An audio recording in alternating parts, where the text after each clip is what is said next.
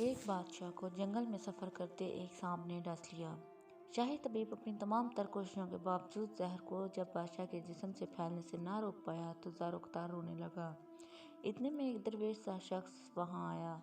بادشاہ کو زہر کے درد سے تڑپتے ہوئے دیکھ تو بادشاہ کی ٹانگ جہاں پر سانپ نے کاٹا تھا تھوک دیا اور بھاگ گیا۔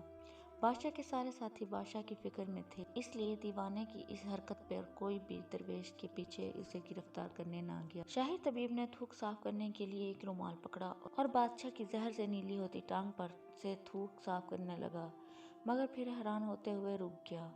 اس نے انگلی سے تھوک کو سانپ کے ڈسے پر اچھی طرح مل دیا، جس سے فوراً ہی زہر کا اثر زائل ہو گیا۔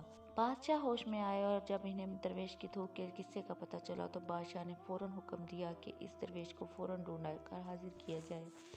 سپاہی چاروں طرف پھیل گئے اور تھوڑی ہی دیر میں درویش کو ایک درخت کے نیچے سے جا پکڑا اور پکڑ کر بادشاہ کے سامنے پیش کر دیا۔ بادشاہ نے ادب سے اس درویش سے کہا، ہم گناہ گاروں کی آنکھ آپ کو پہچان نہ سکی، جس کے لیے میں معذرت چاہتا ہوں۔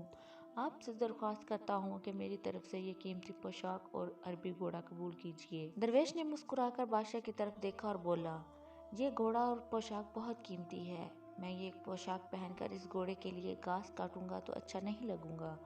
بادشاہ نے کہا، آپ فکر نہ کریں، گھوڑے کے ساتھ خدمتگار بھی دیے جائیں گے۔ درویش بولا، اتنی قیمتی پوشاک، قیمتی گھوڑے اور خادموں کے ساتھ میں رہوں گا کہاں؟ اس دفعہ بادشاہ مسکرائے اور بولا، آپ کے لیے عالی شان رہائش گاہ بھی تعمیر کی جائے گی۔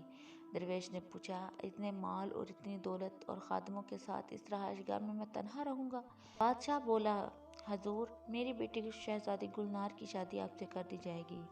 درویش بولا، اگر آپ نے میری شادی کی تو پھر میرے بچے بھی ہوں گے؟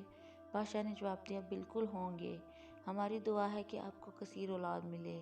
درویش بولا، اگر ان بچوں میں سے کسی بچے کو خدا نخواستہ کچھ ہو گیا تو پھر رونا کس کو پڑے گا؟ بادشاہ نے جواب دیا، حضور، اگر خدا نخواستہ ایسا ہوا تو رونا تو پھر آپ کو ہی پڑے گا۔ درویش مسکرا کر بولا، اگر یہ سارا کچھ لے کر مجھے رونا ہی پڑے گا تو بادشاہ سلامت، آپ اپنا گھوڑا اور قیمتی لباس واپس لے لیں، میں اپنی درویشی میں ہی خوش ہوں۔ دل اسی سے لگاؤ جس نے دل بنایا ہے، دنیا سے لگاؤ گے تو آنسو ہی ملیں گے۔ خدا ہم سب کو اپنے پیارے محبوب کے صدقے ہدایت کا راستہ دکھائے، الہی آمین۔ دوستو، ویڈیو اچھی لگے تو لائک اور شیئر ضرور کیجیے گا اور پلیز ضرور سبسکرائب کر کے گھنٹی کو دبا دیں تاکہ ہماری تمام ویڈیوز آپ تک سب سے پہلے پہنچ سکیں۔ شکریہ۔